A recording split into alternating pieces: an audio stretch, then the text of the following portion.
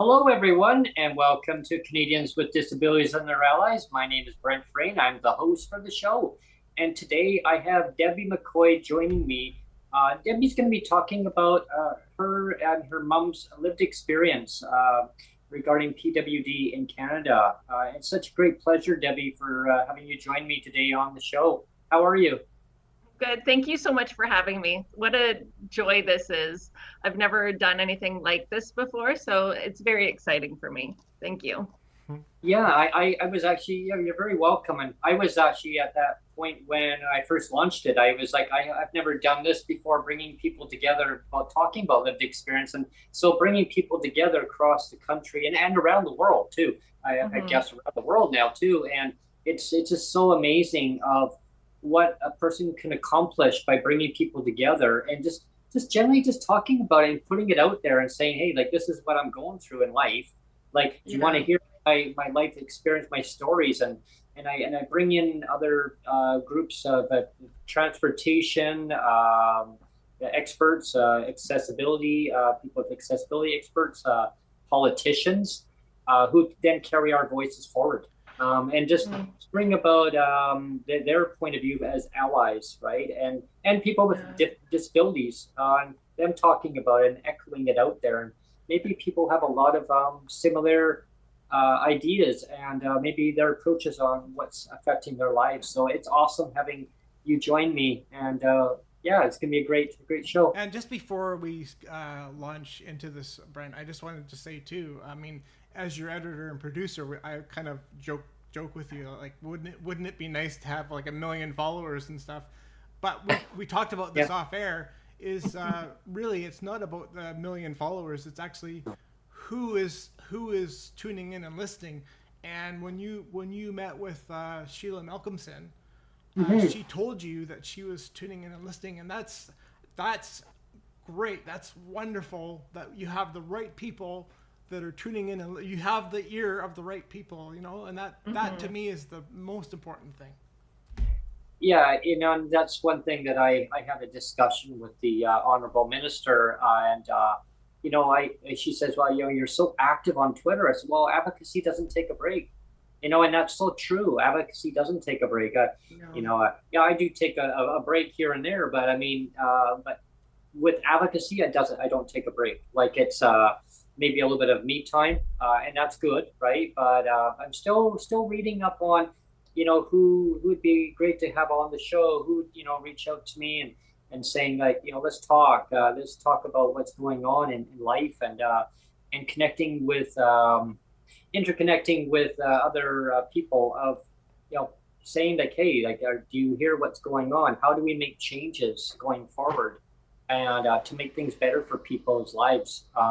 And fundamentally, it's all about human rights. It's all about having people on the, maybe not all on the same page, but having ideas from different people and connecting it all together and building blocks, right? Of having goals set and reaching those goals, and how do we achieve those goals? And that's something that we'll dive into also on the show.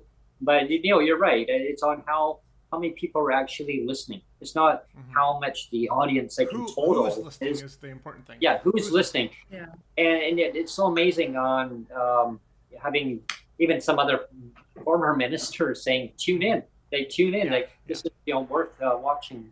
So Debbie, let's talk about you and your mom, and what have you guys gone through in life, and I guess we'll talk about your mom first. Yeah. My mom, I'm first generation Canadian. My mom was born in Mexico, as was my father. My mom had me at 18. She didn't have as all first generation Canadians, immigrants to Canada, like they have a whole different experience than what we have when we're born here. Adjusting, learning English, English is not an easy language to learn. And anyway, so at 18, she had me. A year later, she had a stroke. When she was younger in Mexico, she had smallpox. They don't have vaccines. So that weakened her heart, and having me weakened it further, and then she had a stroke. So her life really didn't start. Her adulthood was kind of, completely thrown off track right before it even started, with having a child, and then she was in a coma for almost 2 years. So I was, I think I was like 2.5, 3 when she came out of her coma. And so she joked that we learned to walk and talk together. So we would learn the stairs together and go up the stairs on our bums and come down the stairs on our bums. And we read kid books together. And, it was a different way to grow up, but we had positive experiences in there too, such as those things. Now she, as a result of her stroke and the smallpox and all these other things, she ended up with epilepsy. So we had a nurse come in like once or twice a week when I was young, about 5, and because we couldn't have round the clock care because there wasn't anything, right? So it was just me and my mom, and I'm 5. So she made a very colorful list beside the phone, and I can visually remember it. It's a core memory for me. I remember all the bright colors on what to do when my mom's having a seizure and how to use the phone. And I remember her picking up the phone and talking to me. And anyway, so the first time I called 911, I was around 5.5 when my mom had a seizure. So it was a lot. That's a lot of pressure. That's a lot of pressure for a kid. That is a lot, yes. Yeah. For someone who's 5, right? Mm-hmm. But I learned very quickly, on how to help my mom when she's having a seizure. Rolling her on her side, putting pillows behind her, making sure that there's nothing in her mouth, but still being very careful not to put my fingers in her mouth because she would bite down. So that's a lot of pressure for being little. It's a lot of pressure for anyone. But I grew up with it. And, again, we grew up together. And her experience going on disability was, I'd say, traumatic at best. She was on welfare for the longest time, and she was trying to apply for ODSP because it gave her an increase, right? Living on welfare with a child, I think we received like $700 a month, which is nothing, right? And then, so she eventually got on ODSP. It was like a year of having to fight that she was disabled, right? It's just, they don't want to make it easy for you. At least they didn't. I can't speak to today's experience, but I don't think much has changed is what I've heard, but for her, they didn't want to make it easy for her. And having stress put on someone who's already under so much stress, being poor is stressful, like having to manage every single penny you have, along with having a child and along with trying to still live, right? Like she couldn't work, and she would have given anything to be able to work, but nobody would hire her because she was disabled, right? I remember her even volunteering to go in and just to have that experience, saying, hey, I'm disabled, but I'm still useful, right? But nobody would give her that opportunity. Anyway, so we ended up on ODSP. We moved to a small town because the rent was cheaper. The unfortunate reality of living in a small town is even though everything's a little bit cheaper, the people are also a little more backward, right? Like this is small town Canada. Like we idolize it and we think about how great it would be to live in a small town, but the reality is that everybody in that small town has lived there for a very long time, and anyone that's different, being, having German as her first language, not having the best grasp on English, having a disability, being poor, like all those things combined, she did not have an easy go. And, she tried her best, right? But that's the reality of being poor and living in that small town. There was no accessible transit, like whatsoever. We had to walk everywhere we went. And she had a heart condition, right? So it was even worse for her, having to walk everywhere and then having to carry groceries home, because there was the only taxi in that town ran on Tuesday afternoons. So if you wanted to get anywhere, you had that taxi, and like you had to pre-book the taxi, or you had to have a friend with a car, or and there's nothing, everything in that town was very pricey, or I shouldn't say pricey, I should say not affordable for someone who's on a limited income, right? School supplies, groceries, everything was like marked up because they could. I always say, the thing about social assistance here in BC and across all of Canada, like for you in Ontario too, is that it's the systemic discrimination, right? It's like it's baked into the system. It's systemic. It's baked in, and everybody is othered, right? I always talk about the term othered, and it's like, it's kind of like putting everybody in the same shit pile, saying like, okay, you deserve this pile here, like this is the shit pile here, this is you over here, right? And it's just like, it's not proper, right? I mean, Brent and I have talked before that here in BC they used to have a separate disability ministry, and when was that, in the early 90s? It was actually late. It was actually late 90s. It was only for maybe 2 years. I couldn't remember. Yeah, 3 years. And they had a ministry just for people with disabilities, and they had AKA welfare or income assistance, as what they used to call it as welfare. And then, nothing's changed. Like the policies are still the same, because what they've done now is they've taken all the office away and they've amalgamized it all into one with the same policy. And it's the rates are still, I still say that the rates are still in like 1970s, 1980s rates, because the buying power is not there. And that's what it feels like, and hearing what you've gone through with your mom growing up, I can relate in a few things on what you mentioned, how hard it was, growing up in a small town. I grew up, my mom raised my brother and me, on her own. And as a person with a disability, she had to go to specialists to figure, okay, well, what's going on with him? How do we work with this? And she did wonderful. She was such an amazing lady. She would literally take, her socks off and give them to people.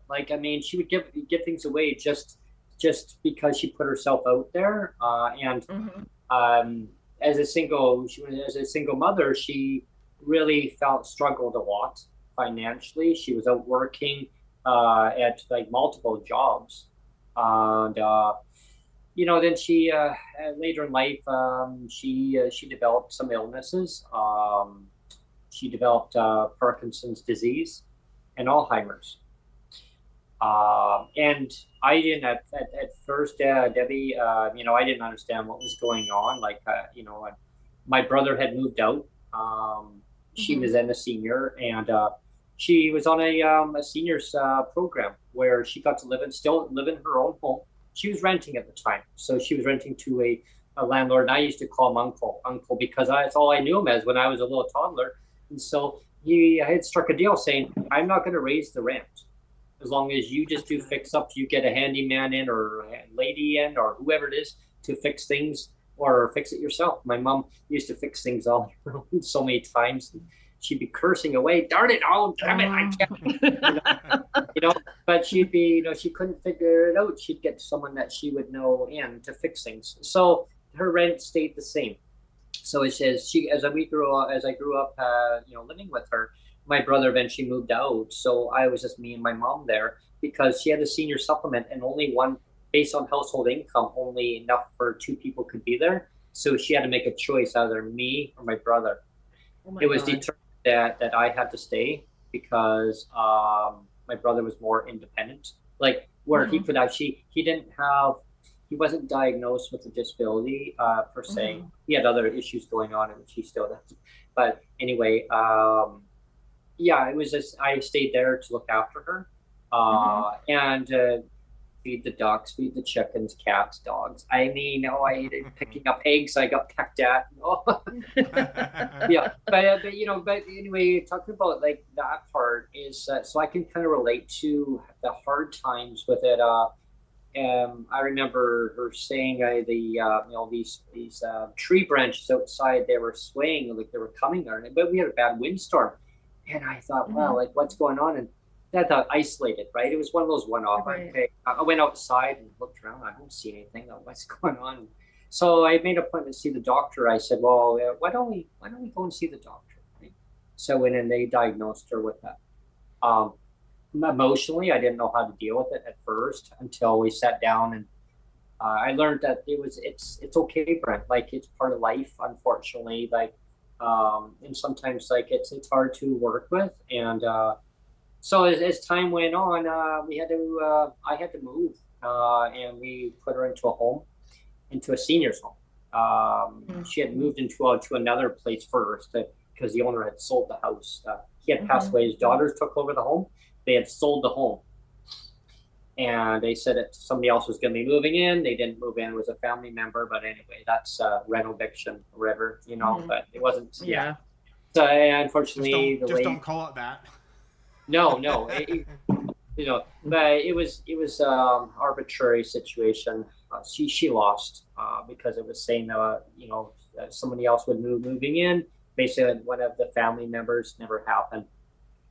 So seniors home, and so life went on, and I learned to cope, and with learning from others, like learning what she had gone through too, with the diagnosis of two things like Parkinson's plus Alzheimer's, and it was very emotional, traumatic. So that's where my advocacy went forward. I learned, thought, okay, like I don't know when or what, and I thought I'm gonna have to do something to help. Listen to people, what they're going through, and I've heard so many stories, and listening to your story, it really brought back a lot of memories. And so with what you're going through now, like what's for yourself, like how are things now for you? Well, yeah, my mom passed away in 2020, in September. She, again, like your mom, she, once you have a brain disease, or brain injury and something so traumatic and having multiple strokes, your cognitive abilities lessen and diminish, I should say, and hers diminished, and quite rapidly, actually. And we did put her in a nursing home. I don't want to say luckily, because it was horrible, but I don't know. I always want to phrase things in a positive manner. So I'm going to say luckily, but bear with me. In 2014, was it 2014? No, 2004, I think it was. Yeah, 2004, she was hit by a car. Oh, yeah, we didn't think she was going to make it through it, but my mom was like stubborn and then beyond stubborn. Like she wasn't giving up for anything, right?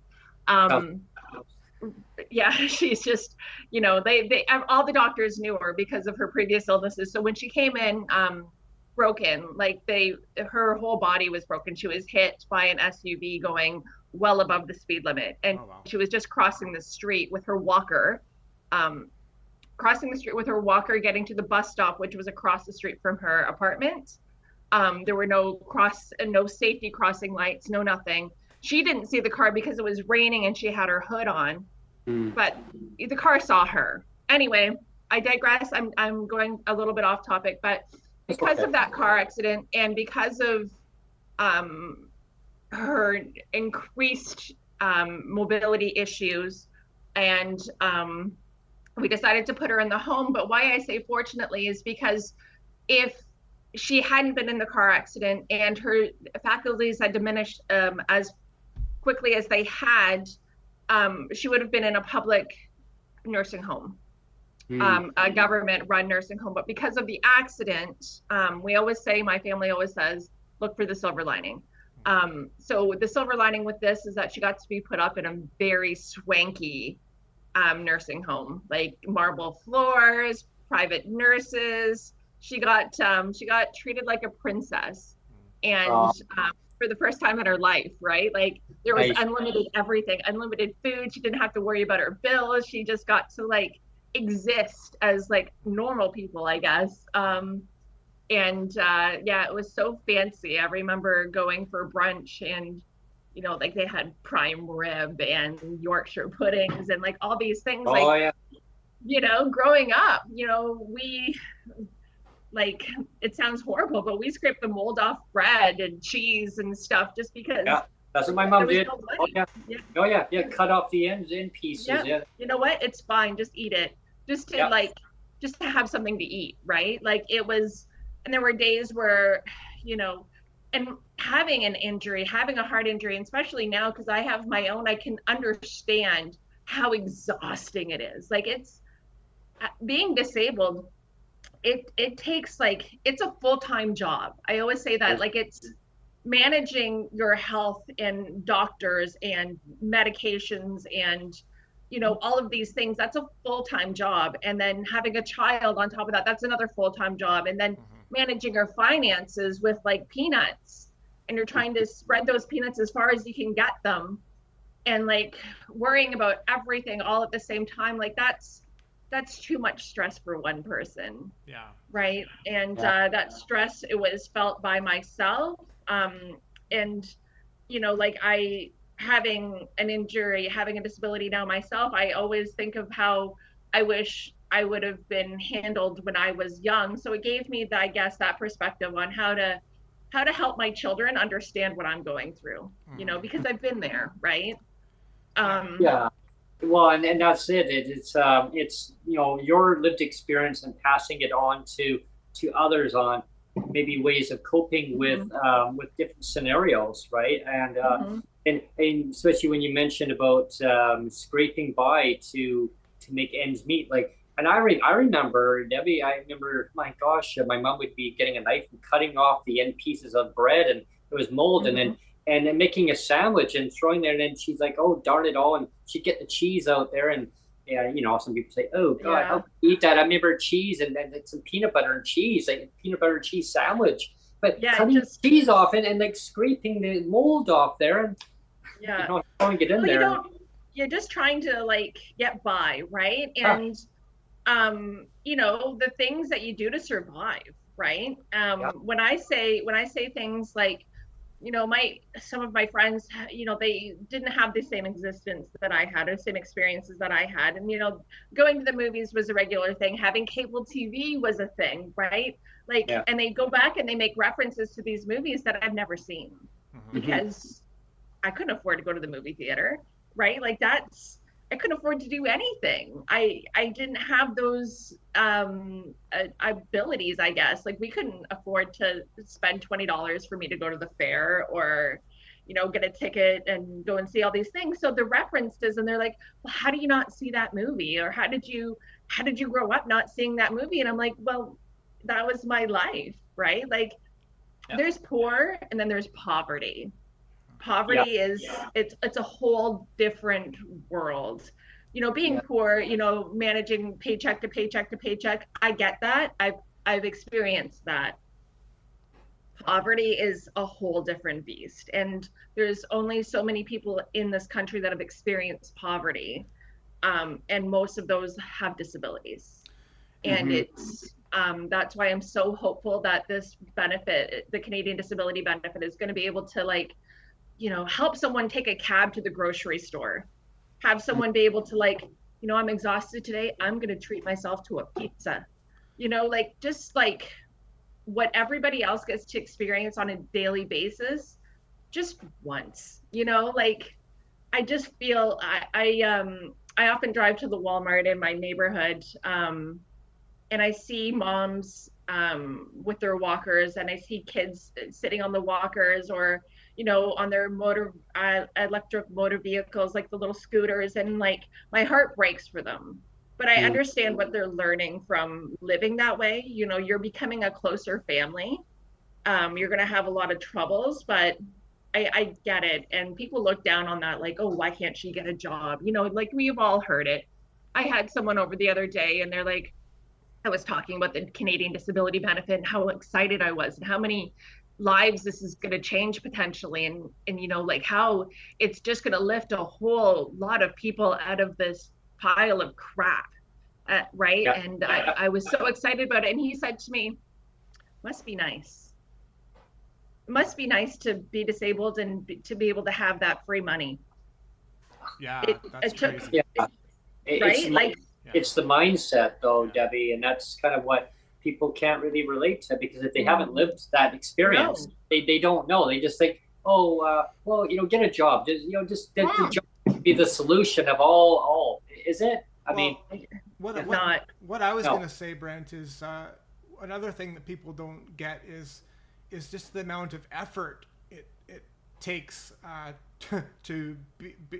to cope with a disabled body. Like, I've been disabled my whole life, and I worked for over 20 years as well, and it's a lot of mileage. Like I always tell people, like, for most of my life I was on crutches, and so I didn't just have 2 legs, I had 4, right? So I'm expending like twice the energy that an able-bodied person is, and it's a lot, right? And another thing I always say too is, when you're disabled, it's like, how they say that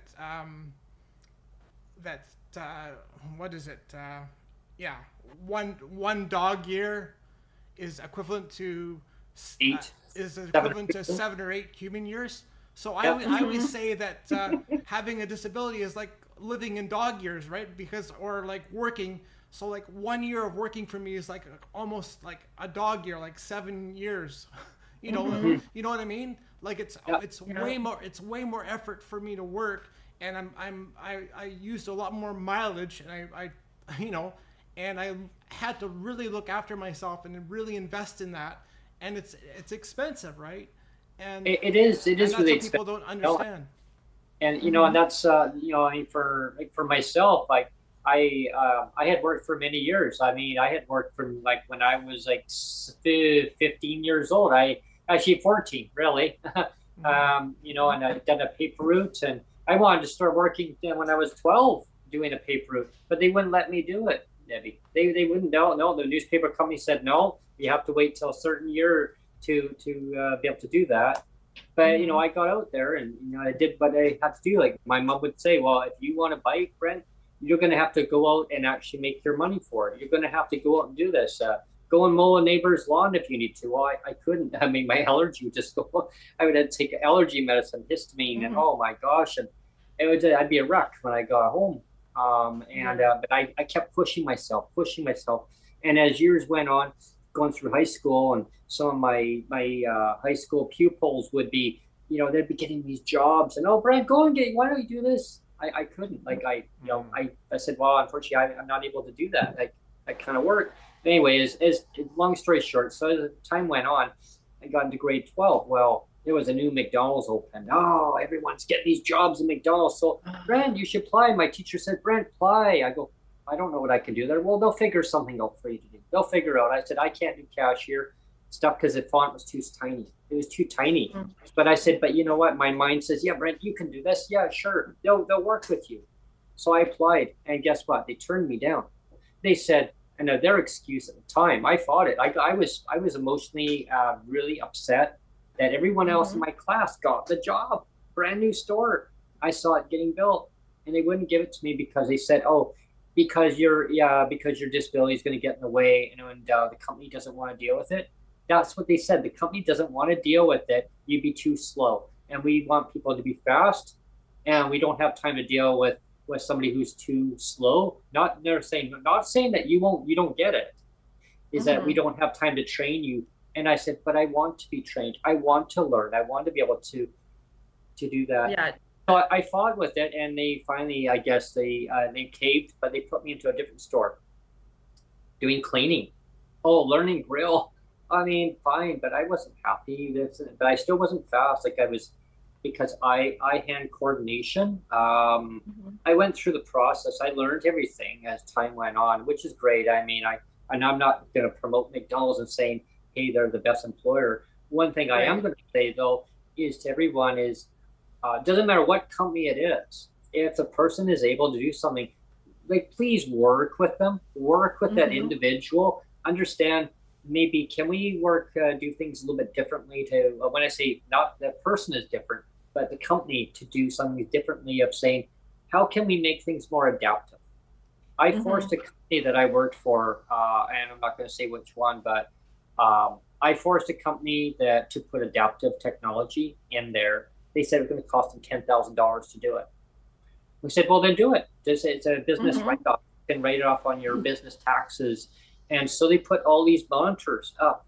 I was there making stuff and looking at the orders, and some of the employees actually loved it because it actually made the font way bigger. Right. It kind of distorted things a little, Debbie, too, because the orders would be kind of almost going off the screen, but they adjusted it so that it would be just enough for everybody who would be standing way back in the room, who had perfect vision.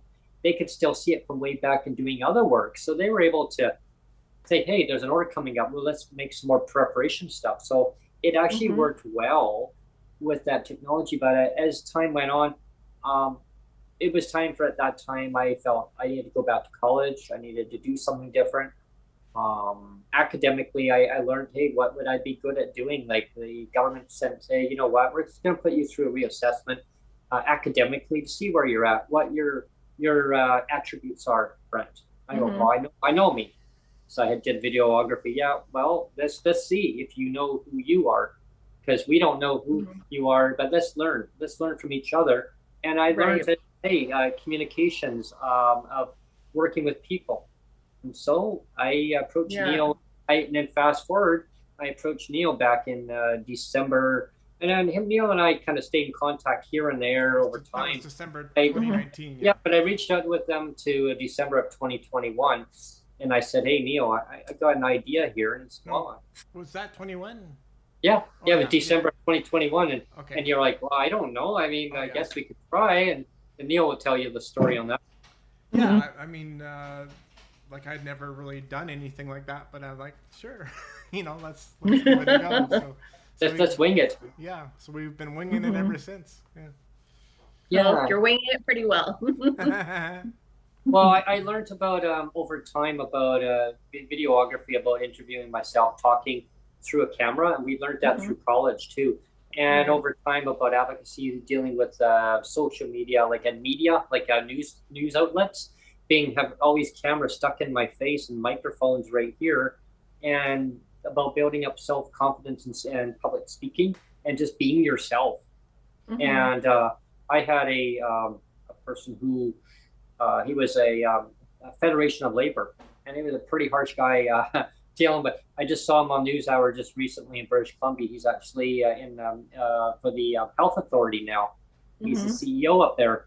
I saw him on the news. I'm like, oh yeah, I know who he is. Well, he taught me a lot. And if he ever watches this podcast, Jim, I just want to say thank you. Like, thank you, Jim, for what you've done for me about building my self-confidence up, because he taught me, Debbie, Brent, just be yourself. If somebody doesn't want to deal with you, they don't want to hear it, then that's their problem, not your problem. And stand up for what you believe in. And I've always kept going forward. My mom used to try to shut me down, Debbie, so many times. Brent, you can't fight the system. You can't change the system. And I go, sure I can. No, you cannot do that. And I said, so her and I used to get in these arguments. But hey, I'll tell you something that some people I've mentioned now on my shows before. I used to have two moms, Debbie. So I was adopted. I found that out when I was just a little child. Well, I didn't know until I was 12 years old, but I used to see this lady come in, and I thought it'd be like my grandma, real grandma. But I saw my aunt come in, And then the lady would phone me and she says, "Oh, hi." She said, "Hi, is this Brent?" And I'd speak to her, and I would hear the same voice. Like it would almost like sound like the same voice echo, but it was her voice. And I was like, okay, well, I said to my mom, I said, "Who is this lady? Like, who is this lady?" She kept talking to me and wanted to keep talking to me. She goes, "Oh, it's your aunt. She's just interested in knowing what you're doing." As time went on, I actually realized that like there was something more to the story. And so, yeah, they would all come in. And so I found out that they wanted to make sure I was mature enough to handle it. And so then realized that it was actually my biological mother. So I actually got to know my biological mother, and I obviously knew who she was since I was a child. You know, my biological mother, had to give me up at birth because she was going through some issues in her life at the time, and she couldn't have me. But my mom, who I always thought as my mom, and I always till the day before she passed away, I always still had called her mom. And my biological mother was my biological mother, but she used to say, "Well, why don't you ask your mother if it's okay to go visit mom?" And so it was a little bit of conflict as I grew up, and I started feeling uncomfortable with that because I said, "Well, my mom is my mom." I said, "I know," and her and I then had a really good bond because I would actually go I'd visit her, and I let her know over time that how I felt, and I said, "I know you're my mother." But my mom had brought me up. So, and I said, "I know it must be uncomfortable for you." And then she was fine with it. Like she says, "Brent, just call me how you want. Call me my mother or mom." So I eventually started calling her mom. I said, "Yeah, mom." I said, "But I got two moms." She goes, "There you go, Brent." So what it was, I got to visit with her lots. And over time, I had a bond between both of them. My mom passed away in 2006. My mother, who was my biological mother, passed away in 2015. Sorry to hear that. Yeah, like so it was like, and so I would phone my mother up and I'd say, "Well, you know, I sure miss my mom." And she's, "Brent, I know it's hard." And next thing you know, I get a phone call saying that my aunt said she had gone to a coma. But here's the ironic part is that I think, you know, and I always think there is someone up there, and I don't know. I'm not going to get all religious, but I always think there was things that meant to be for a reason. Now, my biological mother passed away the same, obviously a different year, but the same. She went into a coma, but she passed away on the same day. She went into a coma a day before my mom had passed away, but she died on the same day that my mom died. That's crazy. What a coincidence. Yeah, and I thought, wow, like it actually kind of really freaked me out, really, to be honest with you. You know what I mean? Like, you know, my son is Jewish because my first wife was a Jew, there's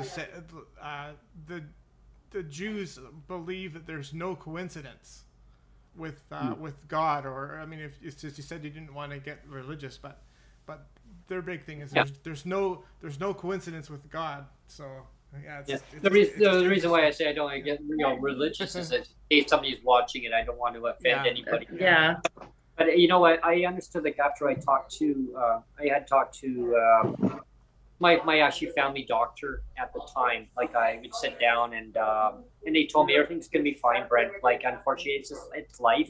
Unfortunately, sometimes these things sometimes there is that coincidence, but I think things happen for reasons and my doctor believed the same thing how I looked at it too. It was like I think it was that it was something that's giving you a message saying, you know, they're both together. Hey, you know, like make this a celebration of life, of saying, cherish all the awesome memories. I mean, my mom and I used to have great fun times. Like she was very active. I mean, my gosh, she was active until she was 80 or 79 years old. 80 years old. She was still. That's a long life.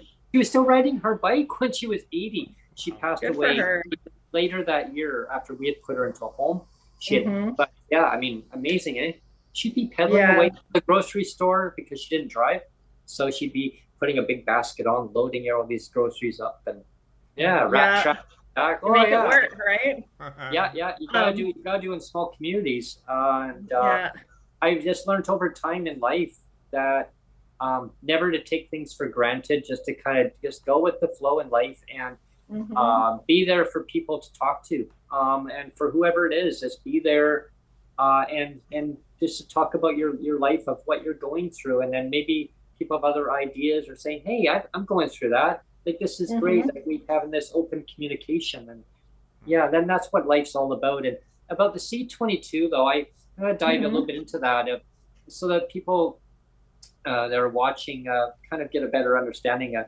I'm going to be having someone coming up in the very near future, which will be tomorrow. That's pretty near. That's pretty near. Yeah, it's going to be actually talking about C22.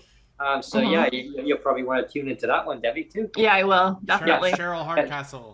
Cheryl Hardcastle, she's going to be coming on talking about it. So Cheryl, I'm going to take all her words away because I don't even know what she's going to talk about. Well, it's exciting. Twitter says that the Governor General usually signs bills on Fridays. So, I see so many tweets. Oh, maybe it's going to reach royal assent tomorrow. Maybe tomorrow is like the beginning of the countdown, because we know after the government has 365 days from the day it receives royal assent to have the bill go into force. So we're all looking for the day that the countdown can begin to know that we're going to have something come to help us, right? And like, that's so exciting. And Twitter is it's a funny place. It's a place of great positivity and a place of great negativity. Brent knows that, right, Brent? Oh, it's just like people, and I understand that we're all suffering. The disabled community is suffering. We're suffering more than what I want to call ables or norms. No offense to anyone, but I feel like we're suffering more than what they can see. We're the band of misfit toys, right? We're the misfit toys. Just going back to what you were saying about finding a job. 2020, we had the election come up, the federal election, and they were doing door-to-door registrations, or not registrations, voting registration. I'm going to call it. I can't remember the exact word. And I thought, maybe that's something I could do. Get my sons with me. We can walk. There's no timeline. I can just take my time, walk door to door in like the small town near my house, and remuneration. That's what it's called. Maybe that's something I could do. So I applied. I talked to them. I gave them my references. All of personal references, work references that I had from so long ago, and never heard back. Yeah. I said, this is how I would approach the job. He said, that's very inventive. I could see that working really well for you, and never called me back. And that's the federal government. And they're supposed to be on our side, right? Like, they're supposed to be saying, hey, okay, you have a disability. Let me help you help us, right? Like, that's the whole premise of it. So it was very disillusioning for me to have this government who's supposed to have my back, right? And just to kind of let me fall off the rails. And I called so many times, I just gave up. I'm just, okay, whatever. You know what? I get the hint. I would have liked to have the extra, whatever it would have been, like $15 an hour, whatever, for the part-time, whatever. I thought, I could make it work and just doing, door-to-door stuff, but whatever, it didn't work out for me. And it was really sad. And that's the thing with the new Bill C-22 that's now being it will be going through royal assent this week. That's what I'm getting to. So going forward with it, it's the financial help that it should be in people's bank accounts really quickly. But now they have up to a year to basically make that happen, or it could be more. The framework. And there's been a lot of call for a disability emergency response benefit. Nothing was actually promised, like literally promised about it. They were promised to get the bill out, but there was like people say, well, Brent, hey, they didn't actually promise the disability emergency response benefit. No, they didn't, but it would have been still the right thing to do. Making people wait. Make people wait for over 1,000 days. I mean, to get that going, till they finally actually agreed in the Senate after getting handed back to the Senate, where it could have easily been handled right in the House. The Senate had already all agreed with all the amendments, all the ones that were actually there. Top lawyers, insurance companies, they all said, okay, you know what, let's accept it. And then it gets to the House of Commons. The minister was nowhere to be seen. Then she comes in and then gives an announcement. And it was supposed to be on the Tuesday. Everyone waited, anticipation. It's going to be today. Right, because that's what they said. Then, yeah. And I logged in. I was waiting. Nothing. Yeah, I looked back at the audio clip on that too, and thinking, and coming up next week, it'll be on this and this, and Bill C-22 will be on Tuesday. I'm going, okay. So I think I was talking to you, Neil. I was like, okay, who do we have scheduled in? Okay, good. I can watch this live in between the guests. And I'm waiting. No, not today. No, tomorrow, Wednesday. So the minister comes in and gives a speech, and unfortunately turns down that one amendment. Oh, we need to send it back to Senate. Another delay, right? After people waiting over 1,000, almost 1,000 days at that time. I think it was 997 days. I think it was. Yeah. And so at that time, I'm thinking, come on, like, pass an emergency benefit then if you want people to keep waiting. And even going forward at this point in time, just please put an emergency benefit out there like you did CERB. That was, CERB was put out there within one day. They passed it, and it was out within a week. They had all this money out, $2,000 to people, and saying, well, do I qualify? Right? Well, if people say, well, do I qualify? Don't worry about it. We'll figure it out later. We'll just get this money out there. Yeah. Meanwhile, disabilities, well, I guess, we got nothing. Yeah, you got $300 if you had the disability tax credit. You was it 6 or 3? Can't remember. It was in 2020 in September. $600 one time. $600, but you had to have the disability tax credit. Yeah. Oh yeah. There was that criteria. Yeah. If you didn't have it, you got nothing. Yeah. But now there's. I didn't apply for CERB. I didn't apply for CERB because I knew it was going to get clawed back. So. Yeah. I remember talking to one of my former neighbors at a building that I was living in, and he applied for it. And I said, "Oh, to apply for it, Brent." I go, "No, I'm not applying for that. It's going to get taken away." Somebody told me. And I go, no, I applied for it. I go, "You applied for it?" He goes, "Yeah, I got $2,000. I go, "Well, they're going to take that off you, right? If they don't, they're going to expect you to pay back." No, the federal government told me I don't have to pay back. You're going to have to pay that back, bud. Well, because they listed the rules on if you have this, and this, and this, and this, then you can apply. If you don't have any of one of those things, like being employed or being this or having this, and none of those things applied to me, so I couldn't apply. And I knew if I did apply, it would be fraudulent. And because I'm saying I'm doing things that I'm not actually doing, then they're just going to come at me and take that money away. But I also don't want to live my life like that, right? Like, I don't want to scam the system. I don't want to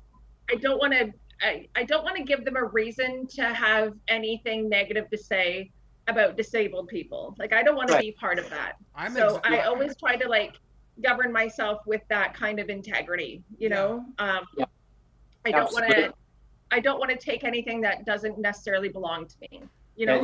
You're technically eligible for that. You should be technically eligible for based on the criteria, what you call, because some people, they would, oh my gosh, they would cheat, right? And and then everybody's passed with that same glove. And I don't personally want to feel like I've had anything to do with that kind of negative viewpoint. I don't know if that makes sense, but it's funny you say that though, because I've always been exactly the same way.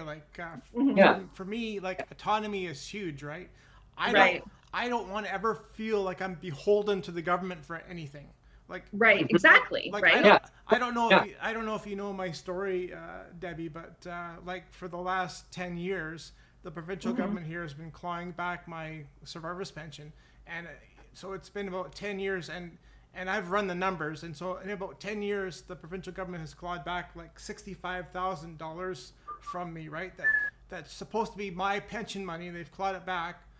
Show me the money. Yeah, and but still, like, I'm on medical. I can submit medical things too, right? On disability, but I never do, because it's just like a pride thing. Like we're saying, like, I don't want to feel beholden. It's like, you bastards are taking away my pension, but I don't want to be beholden to you guys, so I'm going to be stubborn and try to pay for everything myself, right? Because it's like, screw you, I'll do it all myself, Exactly. Yeah.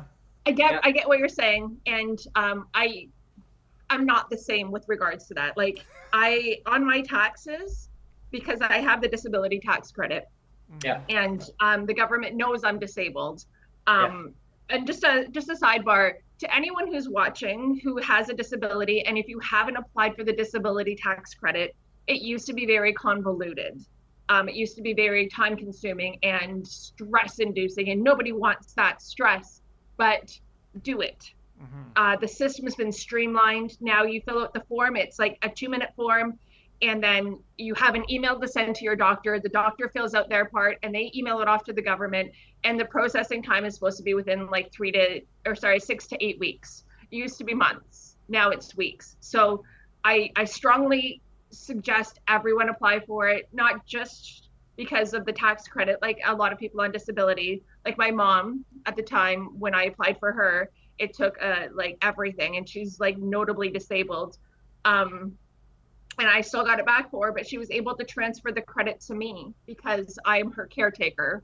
And because I was working, we received funds back from the government for 5 years in past income taxes that I had paid. Retroactive, exactly. So, and not only that, even if you don't have someone you can transfer the credit to, they have what they call a registered disability savings plan. And the government, RDSP, that's correct. And the government puts money into that annually, and you can cash it out at 60. Signed up for that as well, Take that money. You know what? The government, we've all been struggling.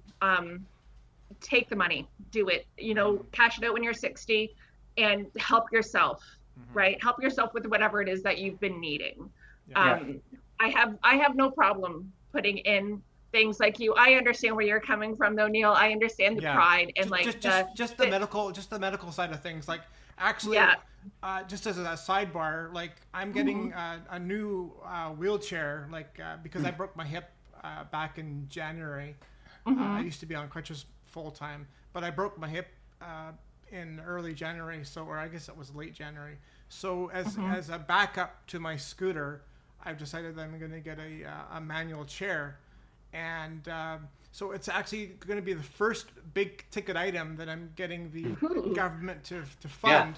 But what's funny about it, though, is they still said, well, because it's a secondary mobility device, because they knew I had a scooter, even though I was the one that paid for 100% of it. They knew I had because I had to say I have a scooter, and they said, well, because you have a scooter and this is a secondary device, we'll only pay for half of it, a little bit more than half. They're gonna fund like $2,100 of it, which is a sizable chunk, and I still have to put out $1,700 of it, because they said, well, it's just an optional thing, right? Which is kind of silly, because I can't really use my crutches at all anymore. Like, I'm on a walk. I don't know if you can see this. I'm on a walker. I'm kind of blurring it out right now, but I'm using a walker around the house now because I don't feel confident on my crutches anymore. Not as stable. And I just wanted to have a wheelchair, a manual wheelchair, as a backup to my scooter that I can throw in a car, and go places with friends and stuff in cars.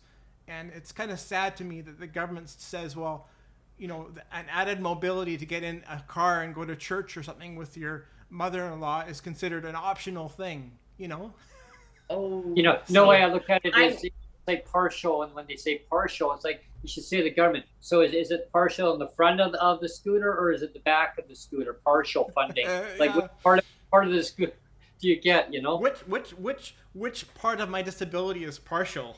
You know. yeah, Right. Which part of yeah. my cerebral palsy is you're only half got cerebral palsy. You don't have a full cerebral palsy. You only got half. It's kind of like what I mentioned in a meeting that I had just recently.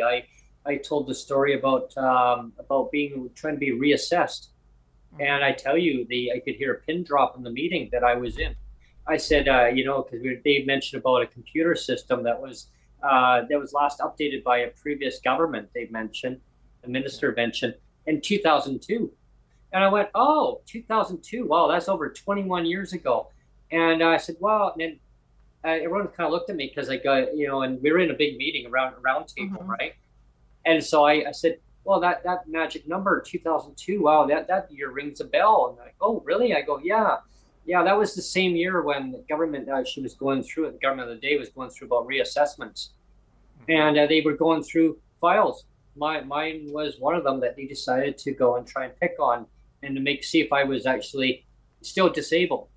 And my doctor was a very old school doctor. So he really, I would always argue with him, come on, doc, like I need some kind of medication for, like, I'd be like, allergies be so bad. I would get a head cold, like a bad head cold, allergies, everything. And it was just like something, and then it would develop into another cold, like infection or whatever. And so he refused to give me something.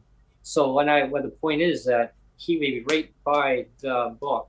And so when he had diagnosed me and carefully through all diagnostic testing and everything, and when I had to come back to him and saying, oh, apparently, like the receptionist, hi, Brent, I can imitate, what's going on? I'd be so upset. I got a letter in the mail saying, I don't know, apparently I need to be reassessed. I don't understand. What does this mean?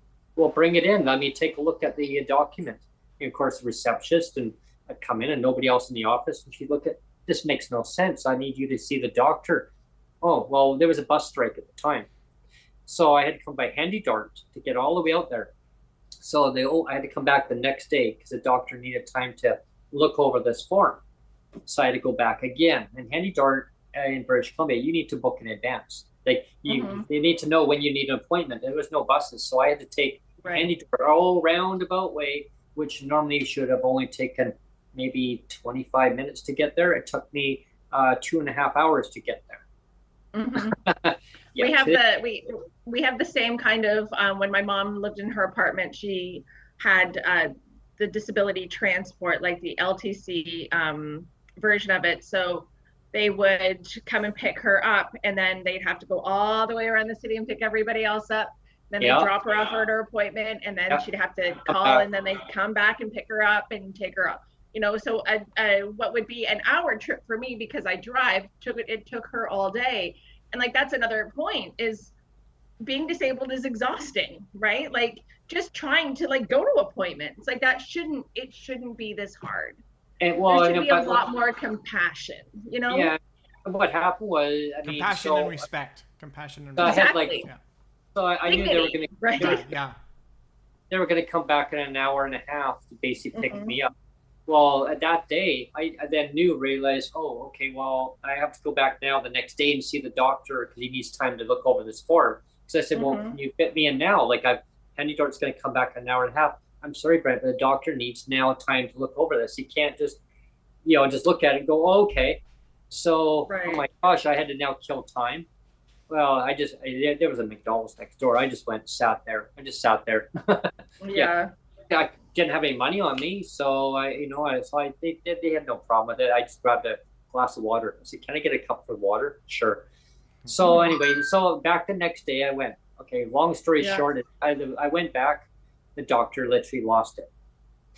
He was already in a cranky mood because he actually was a surgeon working at the hospital too. So he was on with his own office plus back and forth to the hospital.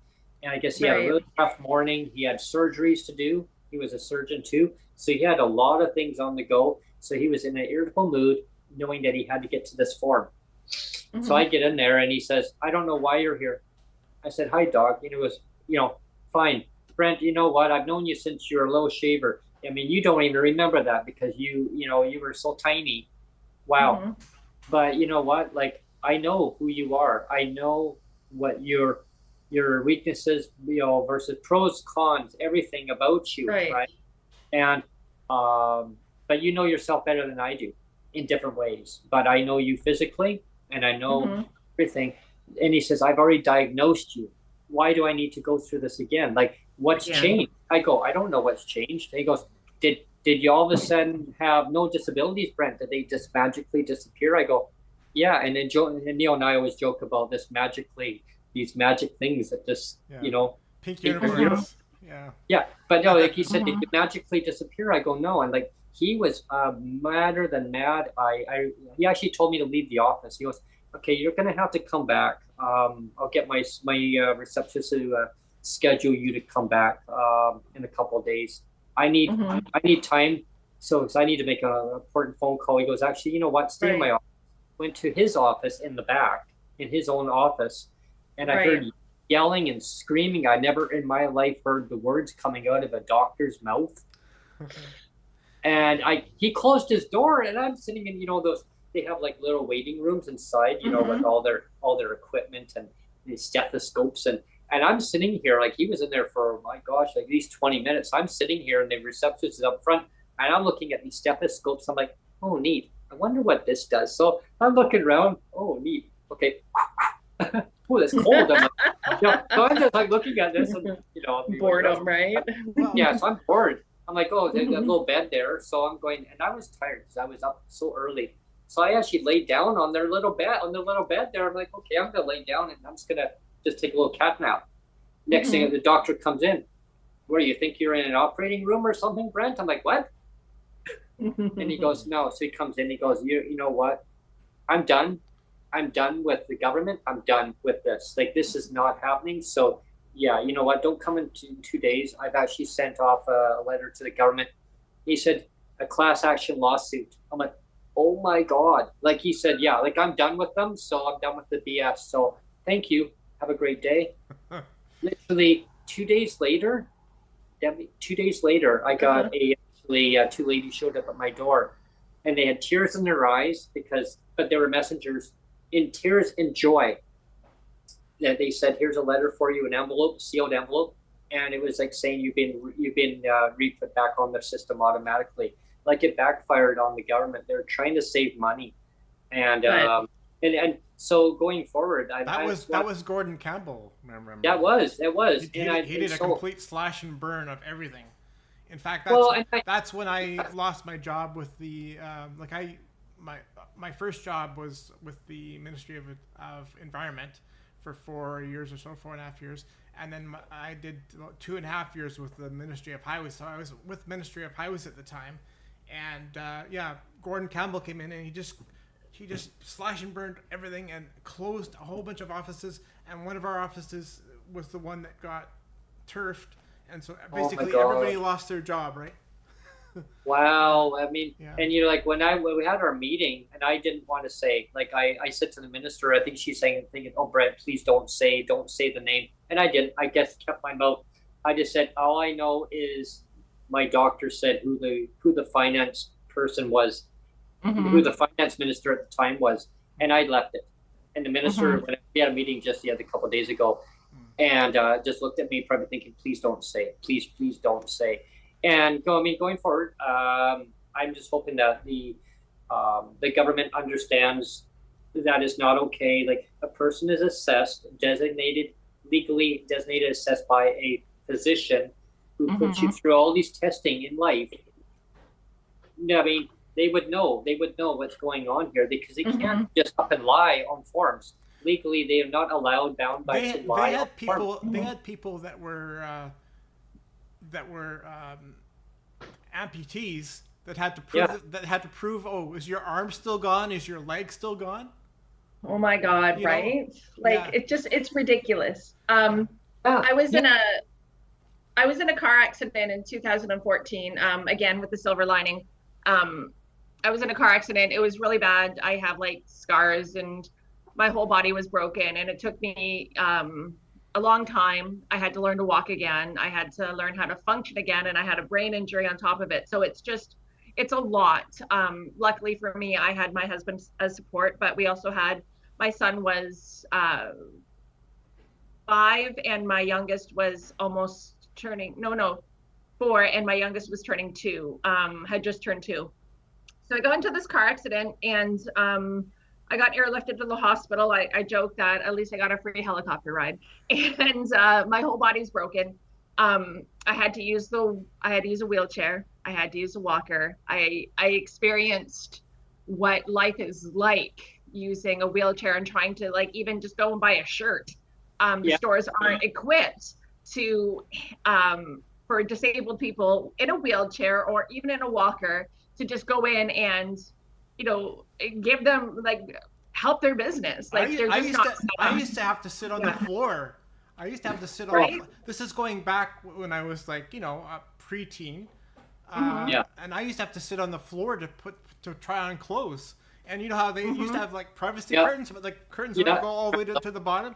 And so I was sitting on the floor, scribbling around trying to put on pants and stuff. And I mean, people walking by could see everything, but they didn't have chairs. It was like, well, if you can't stand, you might as well sit on the floor then. Yeah, sit on the floor. Yeah. Like, it's dignity. But so going back to my car accident, I after a year of struggling, trying to get some part of my life back, because, like, on that day, on March 29th, 2014, my life stopped. I was working. I'd worked my way out of poverty. I worked my way up. I took crap jobs just to get the experience, because I didn't have the education. Because, again, growing up in a small town, that just, it screws with your self-esteem. It screws with everything.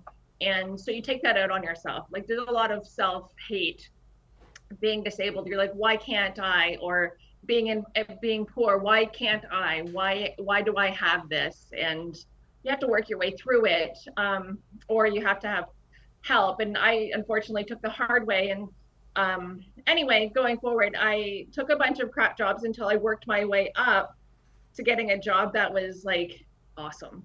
It was so good. It was like everything that I wanted. It was at a payday loan store, but and here's how I thought about it. My customers, they're going to go anywhere. They're going to go to any store, because this is how they've learned to handle their finances, check cashing and all of these things they come to me for. But a lot of them had mental illnesses. A lot of them had physical illnesses. A lot of them were old. A lot of them, there were a lot of problems. Mm-hmm. But I always said to my staff, hey, when they come into my store, when they come into our store, we treat everyone like they're kings. You know what? You treat them with respect. I don't care what your beliefs are. When somebody comes into my store, they're treated with respect. They're choosing us to give their business to.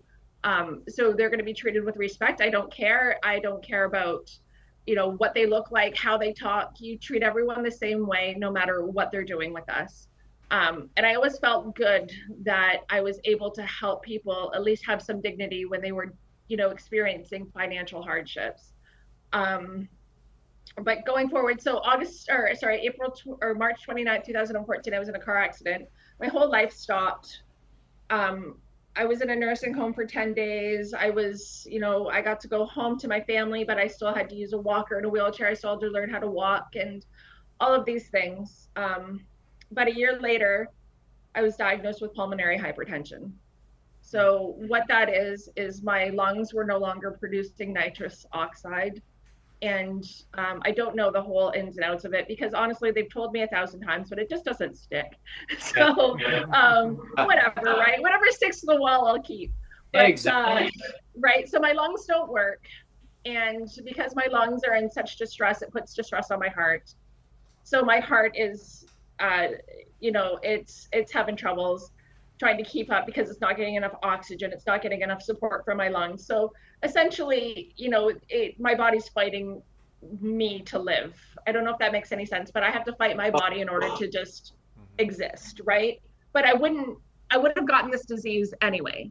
But because of the car accident, I already had the disability tax credit. I already had all my disability in place. And then getting diagnosed with this disease, it was easier for me, I guess, to kind of like manage everything because I was already at home. Right. So now I say I'm at home all the time. I'm at home full time with my disease and my, you know, lingering mobility issues from the car accident. And I hang out with my dogs because they're like the best people I know. And I, right. Like, so it's a charmed life that I have. Fur therapy. Fur therapy. Right. Exactly. Fur therapy. I love it. But it's a charmed life that I have. And I wouldn't have had this if I was still working. So I'm, you know, I look at the car accident. Yes, it sucked. Yes, it was horrible to go through. Yes, I have lingering scars and lingering mobility issues and lingering, you know, anxiety just being in the car. But, you know, I get to be home. I get to raise my sons like a housewife, right? I get to hang out with my dogs. I get to spend some time outside. I get to read. Like, you know, I still have challenges reading. You have to, you know, use my, what's it called? My app on my iPad and make everything bigger. But, you know, I still get to read and I still get to like, you know, live a life, which I'm very lucky to have. And so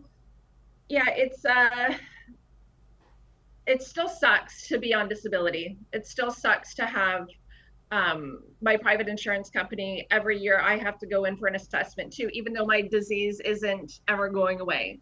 It's only going to get worse, right? Yeah, exactly. And that's one thing that I always tell people is that if you have a disability, there's always going to be other added disabilities as people get older. I mean, you're either born with it or you develop a disability or disabilities. And you get older, and it doesn't stop at 65, right? No. And that's the part with that C22. The cultural thinks that everybody's healed at 65, though. Well, I just, you know, that 65, it just pisses me off because it's like the disability doesn't go away. It just poof, gone. No. And I understand that, and I'm really happy that the Senate put in the amendment that I think it was in 4 years or 5 years, or maybe they didn't put it in the amendment, but they definitely spoke about it. I can't remember exactly all the amendments because I was so focused on number 2. But I believe that in 4 or 5 years, they have to look at the bill and then go back and assess it and see if they can raise the age limit because, again, disability doesn't start at 65. Now they're trying to justify it because the GIS comes in and other federal supports come in to help people with aging disabilities. But as we all get older, like you said, we have more to spend on. We have more things that we need. We have, you know, now I'm sure that when I get older, I'm going to have, if I have the ability to get older, like right now, I'm just aiming for 60. But if I get to 70, I know that I'm going to need a walker or a cane or a wheelchair and all of these things. I'm sure that most people are going to need as we get older. And, you know, unfortunately, we can't just budget for it. We can't say, okay, well, you know, I'm going to budget and I have all this, you know, credit so I can buy this thing. But we can't, you know, you can't plan for that kind of thing. It's just like you need it and you need it. And there's no organization that's out there that's going to say, hey, I have a wheelchair for you, or hey, I have a this for you, or, you know, and it sucks. It sucks that you have to have that stress when you're older too. The government should really help us a little bit more as we age. But I'm happy that the CBD is at least going to be looked at. So, maybe there'll be some help.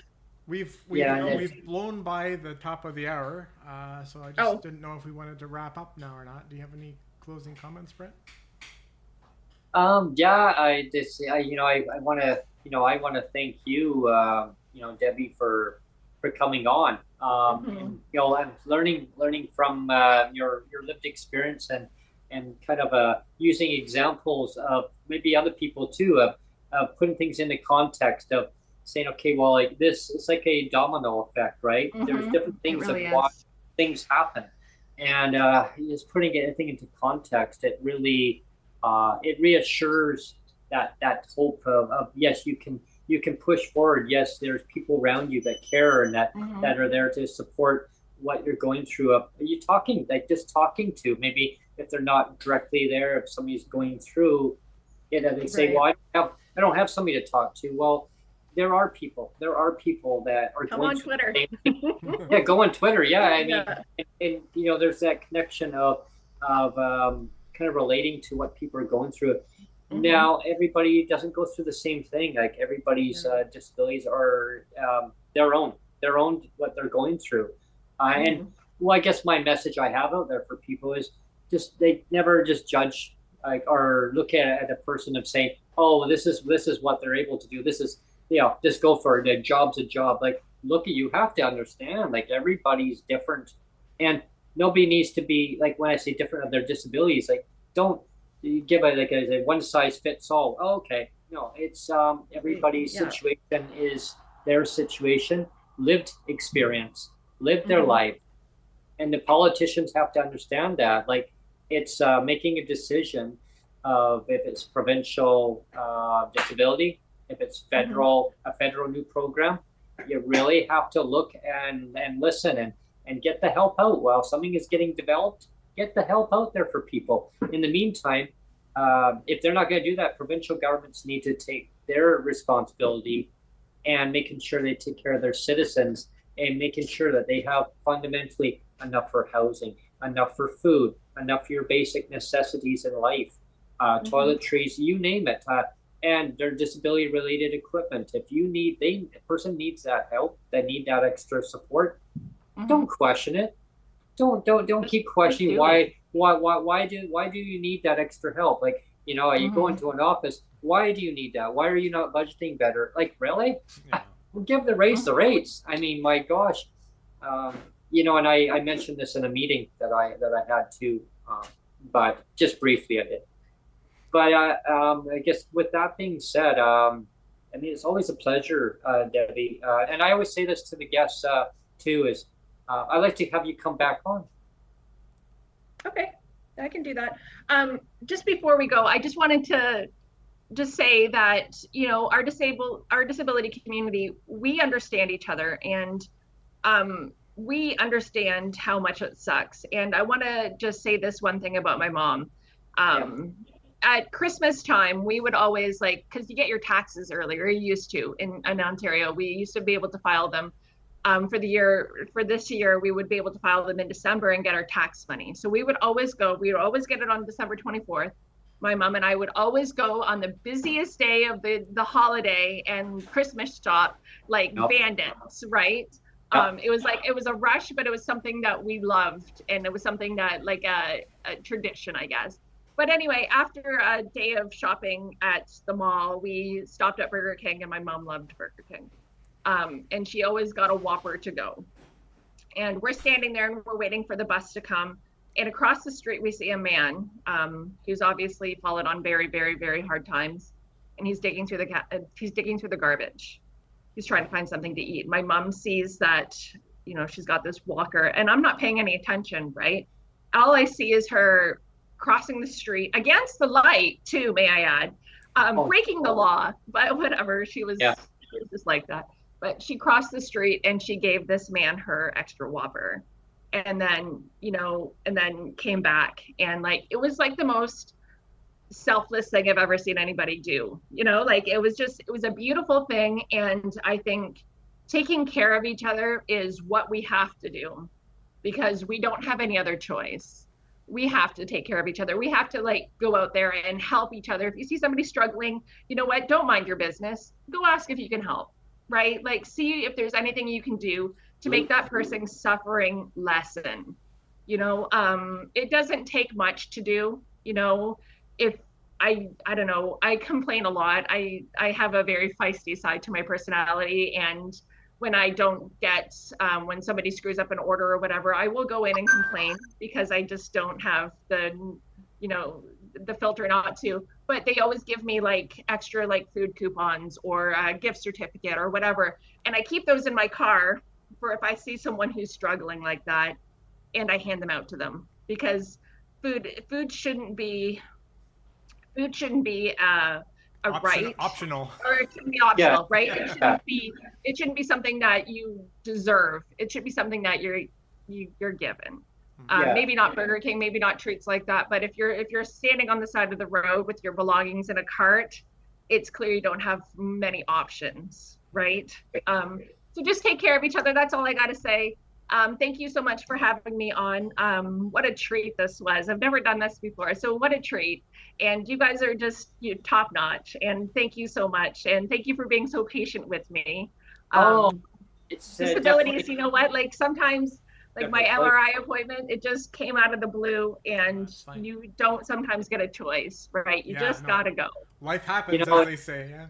Right? You just have to go with the flow in life, and I'm glad that you mentioned about having an extra, say, a burger, and your mom gave it to somebody. Yeah. I remember a time I was visiting in another community, and I was visiting a friend of mine, and I had a coupon, and it was buy one get one free. Mm-hmm. Okay. I went to A&W at the time, and I was like, man, God, let's go back in time. Mm-hmm. Now time travels, right?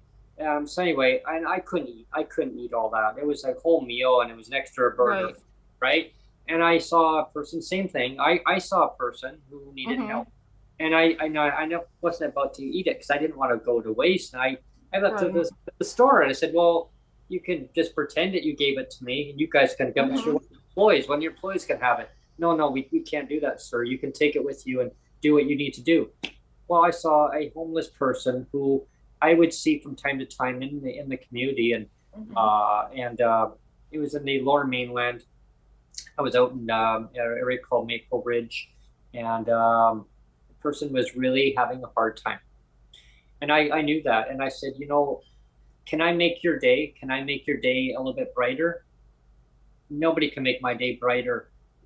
The society doesn't care about me. Government doesn't care about me. That's just where I am. I go, I care about you. I care. I said, and what I can do is I can give you this, and he says, well, thank you. And I turned around, and you know what? I had $3 in my pocket. My other money was in my bank at the time, and I went over and I said, back over to A&W. I saw him. I said, you know what? Just wait for a minute. I went back over to A&W and I said, can I get a small root beer? And I don't know. I should have asked him if he wanted root beer. I didn't know what. I just went and got a small root beer, and I came back and I said, you know what? Who doesn't like root beer though? Here's a drink to go with your burger, right? And he was just like he had tears running down his face. Like he says, nobody's ever done this for me in life. And I said, hey, I guess you're in the right place at the right time. Because I said, I can't eat 2 burgers, and I'd end up having to waste it, and I don't want to do that. So pay it forward, right? Yeah, no, that's I've always done it that way in life. I've always been a kid. I would go to the store and buy a bag of chips, and I'd do a paper route. And Debbie, I used to get a bag of chips, a chocolate bar, and a pop once a month. I'd treat myself on a paper route. $1.05. Can't do that now. Hey, no. Yeah. But I just want to give it as an example of saying, like, pay it forward. Like if people were able to pay it forward, and it just gives them that sense of a feeling of like, wow, like I don't know what else to do for everybody. If you're able to help somebody, because then what goes around comes around. I look at what goes around comes around. I've always believed that in life. It's things happen for reasons, and I collectively as Canadian citizens, right? We have to look out for each other as best way we can. If the government's not going to do it, then society, we have to take care of ourselves, right? Yeah. Exactly. Sorry, go ahead. No, you go ahead. Sorry. Oh, sorry. No, I'm just gonna say, like, everybody's equal. Like, we might not be equal in the terms of status or finances or housing, but just because you see someone who's fallen on hard times and all their belongings are on the cart doesn't mean that you're better than them. We have to get over this idea of comparing ourselves to somebody else to make ourselves feel better. I lived in a I lived in a house at one time in a place, and I was actually temporary homeless. I didn't have an address. I mean, I stayed in accommodation. I stayed in a hotel, but I didn't have an address for about 2 months almost. Yeah, it's I moved tough, into a right? place, and I lost everything due to bed bugs. And I freaked. I left everything behind. And yeah, and then build from that point on. So I can't relate to somebody who's actually being like actually homeless on the street. That's something I can't relate to. I've had people in my life that have been, and help them through their journey the best way I can, and making them understand that things can progress in a positive way, and just connecting through networks. And I've actually brought people to different areas, but yeah, like it was scary. It was for me. I had some resources at the time that, and I had depleted them all down in staying in a hotel until I actually ended up staying at my roommate's parents for a while, and then we then found a place. We then moved on and built what's the foundation around, and so things can happen. Like it can happen so quick to anybody for different things, and that's why you're one accident or one situation away from being in our shoes. It changes everything. Yeah, it changes. Your whole world stops, and then you have to restart as a different person almost. But yeah, I feel like, and just about the C-22 and amendment number 2, the private insurance amendment. Now, I have private insurance, and I also I have children, 2 sons, and I receive the Canadian Child Tax Benefit. That's not deducted from my private insurance because they said it was a benefit. So I feel like, it's not a fact, but I feel that when Minister Cuoco, I can't pronounce her last name to save my life, but when the minister said that she believes in her conversations that this benefit will not be taken from private insurance, I believe her based on my experience. So I'm hopeful that it's gonna be the way I think it's gonna be. I feel the stress on Twitter. I feel the stress online from everyone who's upset about this Second Amendment. And I feel like we all just need to take a deep breath and hope for the best, plan for the worst, but hope for the best. And I feel like this is going to be, I think everything's going to be okay, right? I wish I could go on Twitter and I wish I could talk everybody through all of the issues and be like, okay, but this, but Twitter's not a very open-minded place. We're all very angry in our lives, and we're all very, we need a place to put it, so we put it online, right? Yeah, it's like a venting where people are just so frustrated because it's like they just want stability. They want to know that everything's going to be okay. And the theme song Neo is everything's gonna be all right. That's the song. I love it. I like the singing. As soon as you said that, oh wait a minute, there's a song. Everything's gonna be everything's gonna be all right, buddy. It's gonna be fine. I join you in singing, but nobody wants to hear that. Well, I had one of my other guests on. He was playing a guitar. He was just like ding ding ding ding. Everything's gonna be all right. But I'm hopeful. And again, thank you so much for having me on. What a delight this was. And anytime you want me back, you just tweet at me. And anybody who's having any troubles with any kind of forms, please at me. I love forms so much, and I love the hoops, and I'm very good at jumping them. So if you're having troubles, reach out to me. I will do my best. If you're not sure about RDSP, just reach out to Debbie McCoy. If you have questions. There's also another good gentleman also, MP Peter Julian. He gave a great seminar about the RDSPs and the DTC, the reasons why that people should apply for it. So there's always sources. Yeah, I think it might be one of the filtering that the government does for people who are on the disability tax credit, just based on, like, again, this is not fact, this is just my feeling based on, like, I watched the Parle View TV and I aged drastically while watching it. But I feel like that's going to be one of their filters. Right? You watched it too. Yeah, see, we're traumatized just from that alone. I watch our provincial one when they're actually in session, and I just glued right to it. I'm like, oh yeah. People go, oh, this session's boring. I'm like, no, it's not. No, I get it, right? But I can show the building too. Oh yeah, sessions. I have somebody knocking at my door, Brent. Oh yeah, no, go ahead. Guys, thank you so much. Hey, have a great afternoon. I was going to say, we always say we need an army. I wore my Marvel shirt for. I like this shirt very much. The Avengers, right? We have an army of Avengers. Yes. Yay. All right, guys, have a great afternoon. Yeah. Thank you, Debbie. Bye. Thanks. You're welcome. Bye now. Okay. Thank you. Yeah, so.